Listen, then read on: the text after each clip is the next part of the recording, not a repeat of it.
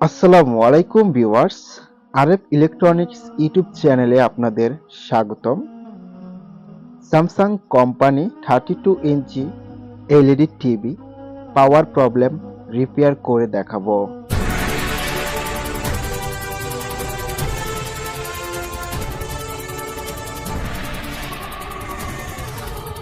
নতুন কিছু করার প্রচেষ্টায় আরএফ ইলেকট্রনিক্স।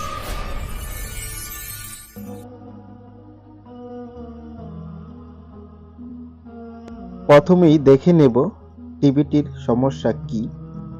আমি এসি প্লাগ ইন করছি, দেখে টিভির মধ্যে কোনো এলইডি জ্বলতেছে না। পাওয়ার এলইডি গ্লো করার কথা ছিল। তো এখন আমি এসি কোডটি খুলে এসি কোডটি মেজার করব। ডিজিটাল মাল্টিমিটার অটো রেঞ্জে রাখলাম, এক সাইড ওকে আছে এবং অপর সাইড ওকে। এসি কোডটি ওকে আছে। এখন টিভিটি খুলে ফেলবো, খুলে পুনরায় আবার পাওয়ার সংযোগ করব। আমি ইন্ডিকেটরটা দেখানোর চেষ্টা করতেছি। দেখেন ইন্ডিকেটরে কোনো প্রকার বাতি জ্বলতেছে না, তার মানে টিভিটার পাওয়ার প্রবলেম। তো এই সমস্যা কিভাবে আমরা সমাধান করব স্টেপ বাই স্টেপ করে দেখাবো। পিএফসি পাওয়ার সাপ্লাইটা খুলে নেব। আর আপনারা কি রিলেটেড ভিডিও চান, আপনাদের চাহিদা অনুযায়ী ভিডিও দেওয়ার চেষ্টা করব, অবশ্যই কমেন্ট করে জানাবেন। তো এখন আমি পিএফসি পাওয়ার সাপ্লাইটা আমি দেখানোর চেষ্টা করতেছি। আপনারা দেখেন যে এখানে অনেক ক্ষেত্রে ড্রাই সোল্ডারিং হয়ে রয়েছে, দেখানোর চেষ্টা করতেছি আমি। তো আমি মূলত প্রত্যেকটা ভিডিওতে বলি যে ভালোভাবে সোল্ডারিং করার কথা, কারণ অনেক টিভি যেমন ব্র্যান্ডেড টিভিগুলো দীর্ঘদিন চলতে চলতে ব্র্যান্ডেড টিভিগুলো ডিস্টার্ব কম হয়। তো সেক্ষেত্রে দীর্ঘদিন চলার পরে নুজ কন্ট্যাক্ট হয়, নুজ কন্ট্যাক্ট হয়ে বিভিন্ন সমস্যা দেখা দেয়। অনেক ক্ষেত্রে সোল্ডারিং করলেও সমস্যার সমাধান হয়ে যায়। তো তার কারণেই বলি যে সোল্ডারিংটা ভালোভাবে দেখতে।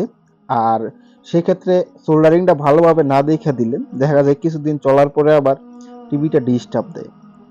তার কারণে সোল্ডারিংটা ভালোভাবে করে দিবেন। আর এটা হট সাইডে আমি সোল্ডারিং করতেছি। এখানে দেখবেন কোনো প্রকার যাতে শর্ট সার্কিট না হয়। প্রাইমারি সেকশনে যদি শর্ট সার্কিট হয় সেক্ষেত্রে কিন্তু প্রবলেমটা আরো বড় আকৃতি ধারণ করে। তো যাই হোক, আমাদের সোল্ডারিং করা হয়ে গেলে আমরা টিভিটায় পুনরায় পাওয়ার দেব এবং দেখব আমাদের সমস্যাটা কি সমাধান হলো কিনা। আমরা পাওয়ার সাপ্লাইয়ে মাদারবোর্ড থেকে আসা কেবলটি কানেক্ট করলাম, আর ইনভার্টারের কেবলটি কানেক্ট করার প্রয়োজন নাই। তো আমি টিভিটির মধ্যে পাওয়ার সংযোগ দিলাম। দেওয়ার পর আমি মেইন ফিল্টার ক্যাপাসিটরে ভোল্টেজ চেক করব যে ভোল্টেজ আছে কিনা।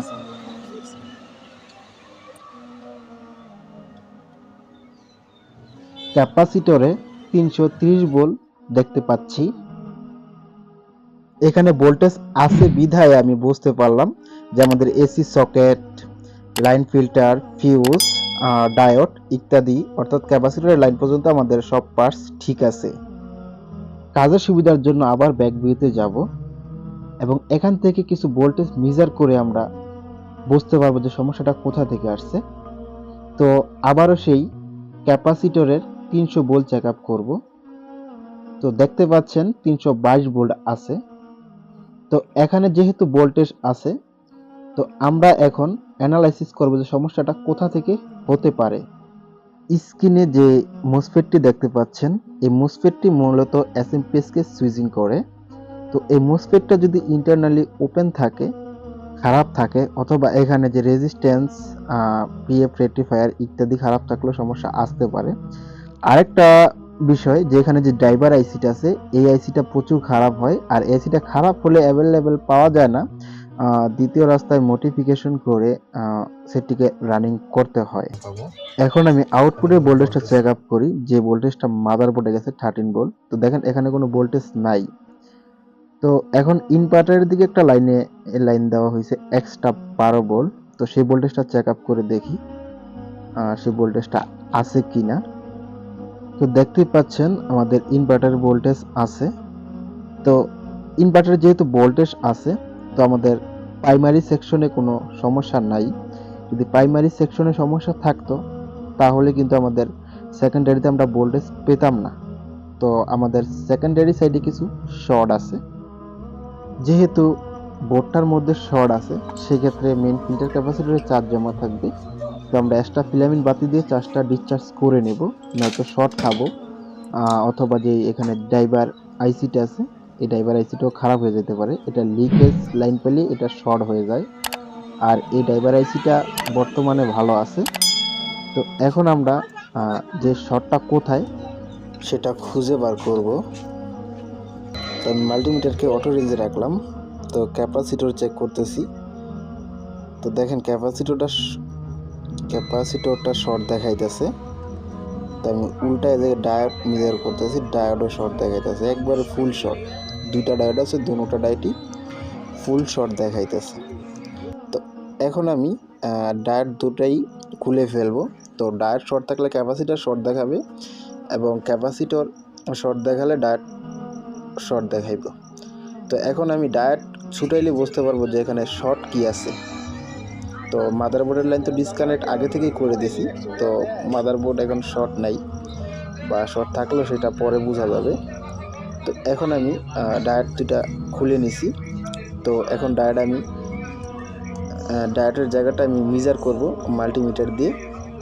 তো দেখেন এখানে কিন্তু কোনো প্রকার শর্ট নাই। তো আমাদের বোর্ড থেকে কিন্তু শর্ট সাইরা দিছে। তো আমরা একটা একটা করে ডায়োড চেক করে নেব।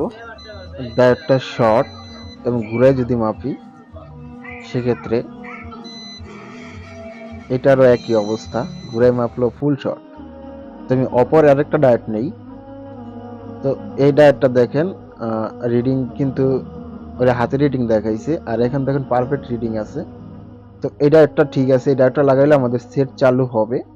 তো আমি দুইটা ডায়োড নিছি, RGB 13 যে, আর আগের ডায়োড ছিল আপনার 19।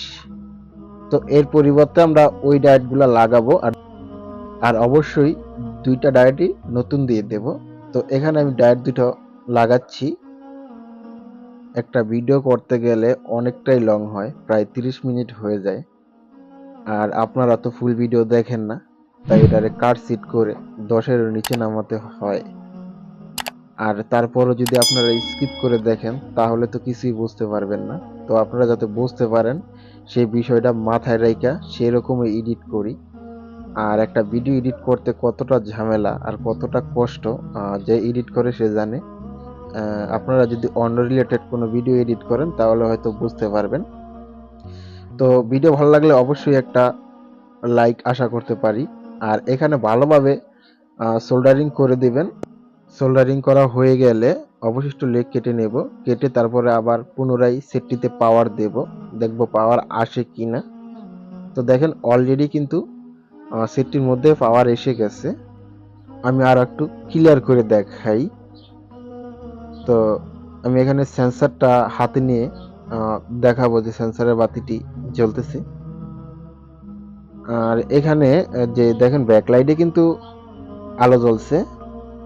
আর আমি স্ক্রিনটা দেখানোর চেষ্টা করব, একলা ভিডিও করতেছি তো তাই একটু ঝামেলা হইতেছে। দেখেন স্ক্রিনে কিন্তু গ্রাফিক চলে আসছে। সমস্যাটি সমাধান করতে সক্ষম হয়েছি। এই রিলেটেড ভিডিও যদি আরও দেখতে চান অবশ্যই চ্যানেলটিকে সাবস্ক্রাইব করে আমাদের পাশেই থাকুন।